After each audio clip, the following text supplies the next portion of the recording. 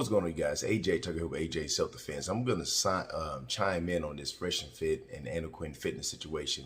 The reason why I'm chiming in because I'm coming from a self-defense angle, and a few months ago I talked about cyberbullying and the impact, the compound effect of it. And so I'm just going to let it run. Then I'm going to hop in whenever I see fit. Make a video then and explain what was going on, but I decided to just not give any more attention to it. But I'm making a video about it now because I'm getting harassed and bullied daily by his following and by his people. Myron told the guys on the podcast told everyone to put my Instagram handle in their bio or in their little messenger, or I don't know how YouTube videos work like that. So I didn't realize that he told his followers to put her link in all of their bios and come with the harassment. So he kind of organized it a little bit. And that's kind of a weak move to try to get somebody else to fight your battles, man. Let's keep going. Stuff, and then she blocked me because she was like, "Oh, okay, this dude, I can't hurt him by trying to embarrass him." Like, what's her Instagram again? It goes something like Anna Quinn Fitness. Oh, there you go. Anna Quinn Fitness. Y'all want to roast her? I don't care. No, she wanted to smoke. Okay. Now you got to deal with that. Now you got to get embarrassed and look stupid and all this other shit. Someone put her Instagram in the chat. Can we see her Instagram real quick? It might have been me. Oh, damn. Oh, you want to pull it up? I would love to see it.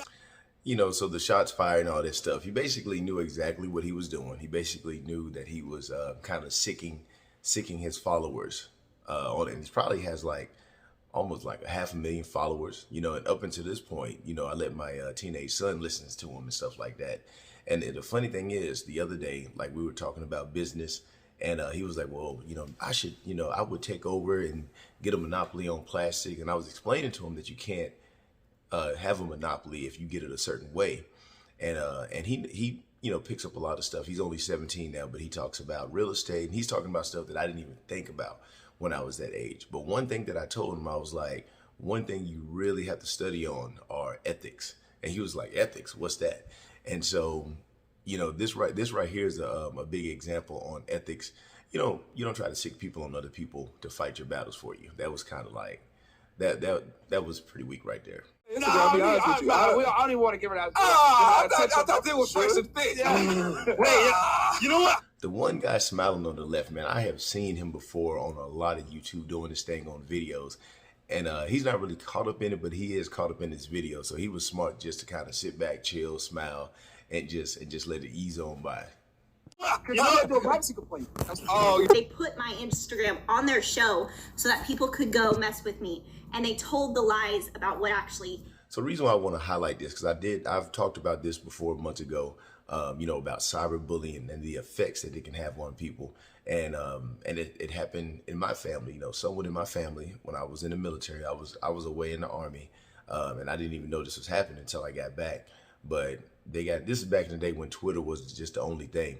But got into a situation where somebody started to bully her on Twitter, and what he did is he passed her information around. So multiple people started to bully her at one time. And then whenever she went to places, people would recognize her, and then they would bully her in person. And it got so bad, you know, it got so bad to the point where she had to leave school. And this was about 15 years ago, 15, 16 years ago. And so now with the internet is more fluid, these guys have a huge following.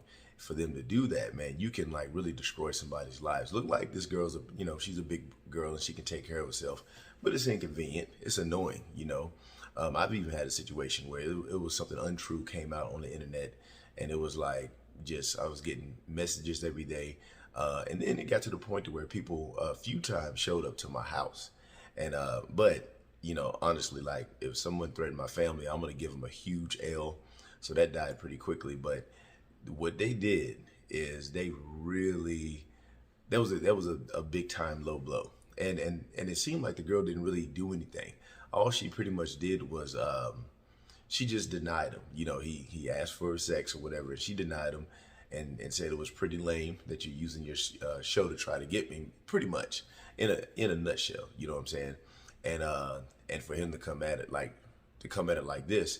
And from what I understand, like, she didn't put his name up. She went to her stuff and, you know, crossed his name out and was like, hey guys, what do you think about this?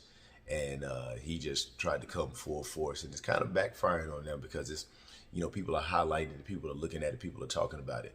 But as far as like bullying goes, cyberbullying is bad, man. I get a lot of students, you know, they do something and then it's not just a one-on-one bullying type of deal like it used to be back in the days where you just had to deal with one or two or maybe a group of people at school. So now whenever you get bullied, these people will put you up on social media, and then other people that have nothing to do with the situation, they will gang up on you. They get a voice, they get an opinion. And I will say these people that are messaging her off of another man, that's a pretty weak move. But you know what? You can't really control a troll. I don't know why you can't control a troll, because it ends with troll. But you can't really control a troll with logic and reason.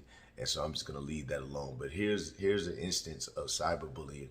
And since they almost have 1 million followers, I'm gonna call it Grandscale Cyberbullying. So I don't know if this is I'm no lawyer or anything. I don't know if this is gonna go that far, you know, where it can be considered slander or whatever. But, you know, like when it comes to self-defense, it's not all about fighting an attacker off. It could be, it's so many facets to it. It's so many different things. And this is just one example right here. But there's other videos, man. I'm going to put the link in the description below.